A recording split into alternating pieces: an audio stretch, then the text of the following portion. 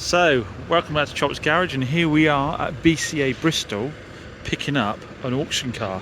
We have a 2019 Land Rover Discovery. I'm going to get it off their yard because I'm not supposed to film here, and then we'll catch up as to what's going on in a minute.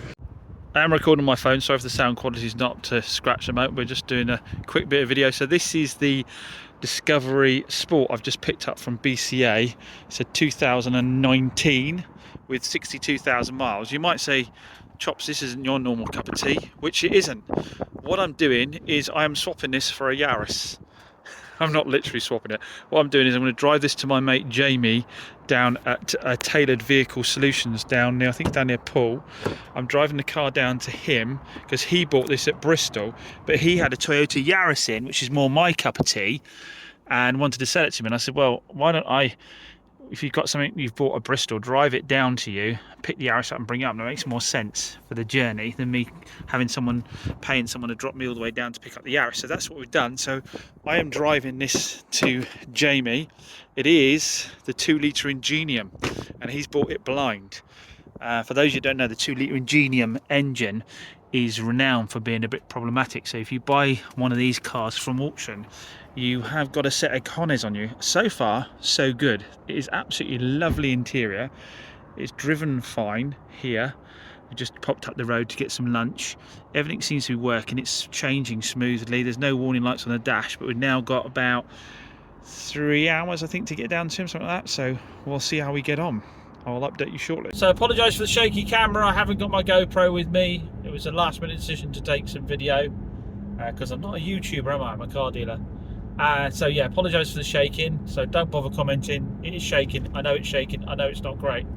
But I just wanted to quickly capture my thoughts on driving this. I haven't driven an Ingenium engine car before, and I've got to say, it's brilliant. Loads of punch. You wouldn't believe it was a 2-litre in a car this size. It punts it along, no problem at all. Smooth. Yeah, it doesn't sound diesely like the older diesels do. It's pretty quiet, and yeah, really smooth with its power delivery. It's got loads of get up and go. Teamed with this auto box, it's a blooming lovely place to be to drive this car, to be honest. So yeah, not commenting on the reliability side of things, just taking on its face value. It's a really good package in this car, and the fuel economy is really good as well. Really impressed with the fuel economy. So I think it's like all these things, isn't it? I'm sure for every bad Ingenium engine story out there, there's probably 30 people that have never had a problem with them. But we only ever hear about the problem ones, don't we? If you have got one, you've been running it for a while and you've done some decent miles on it, let us know in the comments down below. But I'll keep it short and sweet because, I say, people will be getting irritated by the camera by now. I'll have a bit more of a chat about it when we stop. So here we are at Tailored Vehicle Solutions. Jamie, I don't think you want to be on camera, do you? No. Yeah, he doesn't mind. There's Jamie over there. I was just chatting to him about how nicely this thing drove me down. He says he thinks it's a more powerful 240 horsepower one, but I am super impressed, especially considering if it has got that much power. It did fantastic MPG as well. Just uber comfortable. I mean, everybody knows I like my L322 Range Rover, and this is just like a slightly smaller version of that, but pretty much just as wafty, just comfortable. I didn't have to do really any stops. Normally I'm a bit of a wuss and I have to stop multiple times because I don't know, I just get tired these days. There's no other tray plate, but yeah, a 7-seater as well. I've got another row of seats, and I love the interior on it. Interior is really nice. Yeah, and considering Jamie's bought this from auction, which is probably the riskiest way to buy one of these, I think he's scored a hell of a deal because all the knob switches and buttons work. I think via maybe some front brake pads possibly is the only thing I spotted that I would think it might want. I'm impressed. Now, he just told me what he got this for. I won't share it because I don't think that's you know, we do that on my channel, everybody else's channel, but I would say it was a screaming bargain as well for a 19-plate car with this amount of kit, and it is super good looking as well. He's got a grade 2 here. Now that means you get grade 1 to 5, I think it is with BCA. 1 being the best and 5 being the worst. So this is a 2, and all I can see on it is a bit of curbed alloy. On the front alloys there's a bit of curbing. The paintwork on it, other than that, is is really nice. I have to say I'm quite tempted to maybe go and find one of these for Mrs. Chops. She wants to change a Jeep, especially now there's a pheasant gone through the windscreen. Yeah, she'd quite like to change her Jeep, and I think one of these would be a good bet, and I get a chance to see if really they are as risky as people say. But anyway, I'm going to have a coffee with Jamie now, chat cars. Perhaps we'll do a bit of video around his unit as well. Before we go, let's see what else we've got here. We've got a Polestar on a 71 plate that looks like an absolute mint. Have you done the alloys on that, Jamie? Look at that. He does this on all his cars. He paints up his alloys and his calipers and they look fantastic. It lifts the car so much. A little 1 Series. Is that probably the lowest end of your market, isn't it? 990? Just on 10 grand now? One off, but not the lowest, no. 65. Oh, one of these. I've been thinking about one of these for Mrs. Chops as well. One of these Jags. That's a really nice colour. If she sees that, she's going to want that for sure. Oh no, it's got cream leather. Good job she doesn't watch my videos, because if she saw that with the cream leather, she'd be having that, mate. She absolutely would be having that. What engine's that got in it? Is that same engine, is it? Is the other? Same engine. Same engine? Yeah, 4-wheel drive. Yeah. That is a really nice looking car. I hadn't seen that colour on one of those before. What else have we got? Well, I've got my special project. We got this. So this car here, did you say you owned this before? Bought it brand new, 2004. You bought it brand new in 2004? It's been down your neck of the woods. Yeah, apparently this has been down South Molton, believe it or not. It has, that's where it lived. That is mental. MOT'd at South Molton MOT Centre. So you bought it 2005, brand new. 2004. 2004, brand new. 2 years. 2 years And then new. lived down the West Country. That's insane. How many miles has it got on it? 27 now. 20. So how come the other guy did such little miles as well then? It was his weekend choice. It was in a garage. That is stunning. Absolutely stunning. So it's the 350Z, if you don't know, which is a 3.5 V6. 3.5 V6. Yeah, 300 horsepower. 300 horsepower. Believe it or not, I nearly had one of these new myself. Yeah, it was great, yeah. I had a good company car allowance when I worked in corporate, but I bought an RX-8 instead. Oh, that's... I took it out, and I don't know why, I just found this too noisy. Well, it was this, the Chrysler Crossfire, or the RX-8, wasn't it? Have you redone the alloys on this, or are they still... Yeah. This is absolute minter. They're really properly going up in value, these as well, aren't they? 20 grand. That's probably you don't want to sell it. That's the price. That's the price to stop the taxman from giving you grief for having it in stock, isn't it? Is this yours? Yeah, had that for 3 years. Oh, I've been thinking about... I bought that with a blown engine. Did you? Jamie actually can... We'll have a look inside. He can actually do all the work himself as well. Put an engine in a car, as he will paint one. So I have been thinking about upgrading my L322, and again, seeing if it's true that these later ones are as risky. Have you had any problems with it? Well, I bought it with a blown engine. Oh, you bought it blown. Good point, well made. Good point, well made. So would you get a second-hand engine? Second-hand engine, did all the belts, new turbos. That was 3 years ago. This is the one to buy a few when you get bored then, isn't it? It's a phenomenal car. Is this the 4.4 or 4.4? I didn't think the 4.4s went. I thought they were the ones that were indestructible. It was the turbos that had gone that made the engine go. At what mileage? Must have been about 65. 65. I mean, people say that they're bad news, but any turbo car can lose its turbos at 65,000 miles, can't it, really? That is a stunning looking bit of motor as well. It's a bit different to Chop's Garage Yard, isn't it? All these nice motors. Should we have a little look inside as well? Yeah, just the cleanest area that we've got. So we're just saying this is Jamie's cleaning area for his cars and customer pickup area. Is this one going out or is it being prepped for sale? It's going tomorrow. That's a nice one. 21 plate. How many miles has that got on it? 20. 20. Nice low miles. And then you've got your whole setup in here. You've got a full-blown lift. Yeah, that's the lift that takes the cars upstairs. Oh, we'll have to look. There's an upstairs. That's not a work lift then. Oh, and you've got your two-poster here. What's going on with this? Well, EcoBoost, say no more. EcoBoost. What was the miles on it? That's only 50, that one. 50,000. Yeah, Did it have a full history? Or was it a patchy history? No, I think it had decent history. Decent history. They're just so hit and miss. I've heard of ones doing mega miles without any problems I've at done all. so many of them, though, I just get through them now. Nice office. I like that. That's a proper office, isn't it? Beautiful. And then what are you doing? Tesla wheels? Yeah, wheels, calipers, just a bit of prep. That'll be out front by the end of the week. So how do you get on with Teslas? Do you find, are they less... I think they're fantastic, and we've sold quite a few of them now, and people love them. And they're just at that price point now where people are prepared to give EVs a risk or a shop run. And are you finding them less hassle than ICE cars for Yeah, like warranty and stuff like that's that? pretty much why I did a few EVs. I was going through a run of real bad problems, engine problems, and I thought I'll have a quick go at EVs. We've done a load of ID3s. Oh yeah. Load of Model 3s. Obviously you've seen the Polestar that's out there. Didn't do very well with that Audi e-tron. I traded out of that in the end. I do like the look of those. They're I like fantastic the look of it, looking and cars. I bought it based on what it looked like, and I didn't realise the range was not very good. Right. So that has moved on. That went to Big Motoring World. This is what I'm finding with EV stuff is where I don't have the knowledge of which are the better older models to buy in terms of range. Yeah. So I'll buy one and then someone goes, oh, if you just go a year that way or a year the other way, yeah. you'd have got one with a range extender or... So this came, you can tell it facelift because it normally has the black trim around the windows, electric tailgate, and a slightly different centre console. And I do find there is a difference to just the quality level as well between that facelift point. It's almost as if they just up their game. Up the game. So what's this 70 plate? So what's is that? Normally a 21 or a 71 is normally on the facelift, but I was quite surprised to see that it's sort of a facelift. But it's just nice having the electric tailgate. And this is the first long range all-wheel drive that we've done. What's the mileage on it? 50. So can we set the record straight? How much battery life has it lost on 50,000 miles? So my diagnostic tool we basically did a dynamic test. You leave it plugged in, you start under 50%, leave it plugged in, the diagnostic tool sits in there, and it's got a score of 94 out of 100. Or 94%. 94%. See, So, yeah. that's been my experience of electric cars as well. That's the biggest thing people are worried about. Yeah. And that's done 50,000 miles. Yeah. And you got an EcoBoost gone bang there. Yeah. You got a Range Rover out there. You put turbos on. Yet this thing is still at 94%.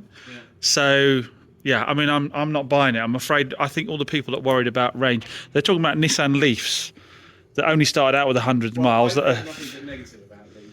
but they started out with like 100 miles or something daft, didn't they? And now they're a lot of them are like 12 years old, so they've gone down to 30 or 40. It's yeah, I'm not buying it.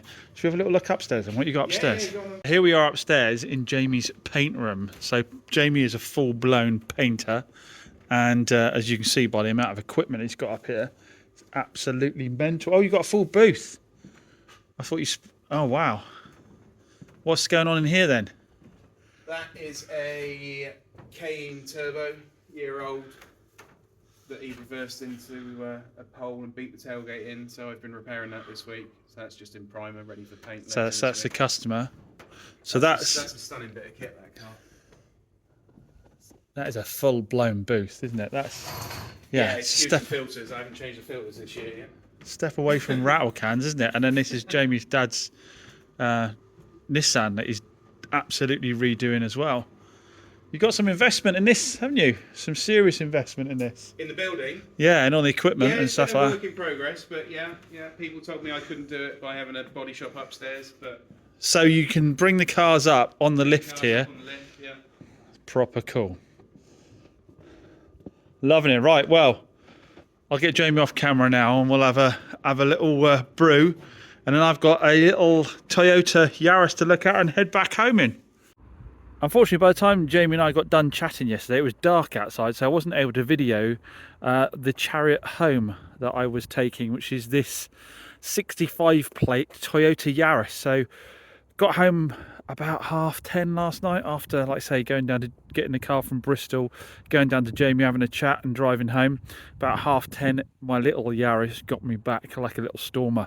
It's a 1 litre Yaris, but it absolutely flies along. Oh, it's locked itself. Let's get the keys.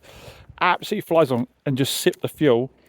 I was obviously quite enthusiastic about getting home, so I didn't spare the horses. The few horses this has, of course. But I started off with less than half a tank and used less than a quarter on the way home. It was a lovely little ride. You can't beat a Yaris, really, can you? This is why, although that Land Rover was lovely, that Discovery Sport was lovely, I know this should sell in a heartbeat. It's a 3-door, which isn't ideal, and it's red, which a lot of people don't like red. But it's got really good history. It's a really clean little car. I say, I mean, I've driven it for like 3 hours. Nice little gunmetal grey alloys. All the paintwork's pretty good round it. And these are chain driven, aren't they? So there's no cam belts to worry about, any of that kind of good stuff. So I'm having to hold the phone a bit funny because I've got it on charge, because as normal, run out of charge on everything. What was the mileage again on it? It was 69,870. So 69,000 miles, 870. Starts on the button. Such a familiar noise to me, that little 1 litre now. What we got? Got a USB auxiliary input. We've got aircon. Got a little touch screen. It has sat nav if you get the card. From the way Toyota do it is they put the sat nav button on all of these, but then you have to upgrade and get the card for it at Toyota if you want that. I think you can buy them on eBay now. All the interior is in really nice condition. Toyota people do tend to look after their cars. Like I say, it's got a really good history. I think I've got that inside. Yeah, just a cracking little drive. They're Ronseal cars, aren't they? They do what they say on the tin, the little Yaris's. They're popular because, as a general rule, you don't get problems with them. They're economical, they hold their value well. There you go, there's a little 3-cylinder, it's 3 cylinders, yeah, a little 3-cylinder, 1 litre, loads of room in the engine bay to work on it, so nothing's expensive to get done, especially in this engine bay. There's absolutely tons of room. So yeah, thanks to Jamie for that. Thanks for offering me this vehicle. Thanks for giving me the opportunity to drive the Discovery Sport up there, because it was a good experience doing that. Like I say, I don't want to get into debate about reliability of Ingenium engines. All I know is that was a fantastic drive and looked like a good value for money. But even after having driven that, I was still impressed with the little Yaris. So this will be about £5,000. This, I think, about 4,995 on a 65 plate with that mileage. I also picked up another flash bit of kit today. I picked up this Mercedes 64 plate Mercedes with, I want to say it's got 87 or something on it. I think I've got the keys on me. Yeah, I've got the keys on me, so we can check the mileage. This is a C220, fully loaded. This has come from my friend HJ Wickets. This has. He will not retail older cars. Everything of his has got to be sort of 5 years old. It's got to be low mileage. And this one has got 82,000 miles on it. But look at the kit in this. Beautiful leather. Auto, of course. Full pan roof. He tells me he knows about these things. He tells me this is the absolutely fully loaded model. We've got heated seats. We've got all the memory settings. All the electrics there. It is a huge history on it. Huge history. I mean, we've got the paddle shift for the gearbox as well. I've just driven this back about half hour. Drives like an absolute champ. Really nice. It's got his dog guard up in the back, but it doesn't smell doggy at all. I think it's got a power boot as well, I believe. Yes, it has.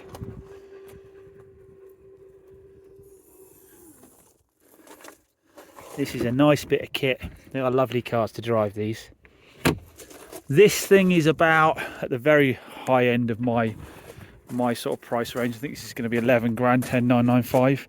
Needs all its alloys refurbished. I think I will go for, with the lacquers peeling off them, I think I'll go for a gunmetal grey. I'm not keen on black against red. I think gunmetal grey against red looks good. But if someone watches this video and orders it beforehand, I guess we can get it done to the colour they want. This is very common with the Mercedes. I think we'll get a vinyl wrap put over the top of that to tidy that up, so where the lacquer goes again over the top. I guess it could be sanded and lacquered, but I don't know if you go for the colour or not. Yeah, nice motor. Front and rear sensors, reversing camera. Spec is absolutely huge on it, isn't it? So yeah, both ends of the spectrum there. This nice Mercedes and the little Yaris. So as always, thanks for watching my ramblings. And yeah, like I said, if you do have an Ingenium engine car yourself and you've had it for a long while, get into the comments and let us know, because I'm sure there's got to be lots of people out there who've done loads of miles and without any problems. Picked up a little Citroen C3 as well. Picked that up. These are cracking little sellers for me with the 1.6 HGI. We do love those. And picked up a low mileage Vauxhall Mariva as well. 40 odd thousand miles, I think that one is. So yeah, we're replacing the sold cars nicely. The turnover's right where we want to be at the moment. So I said, yeah, much thanks for watching, and I'll see you on the next one.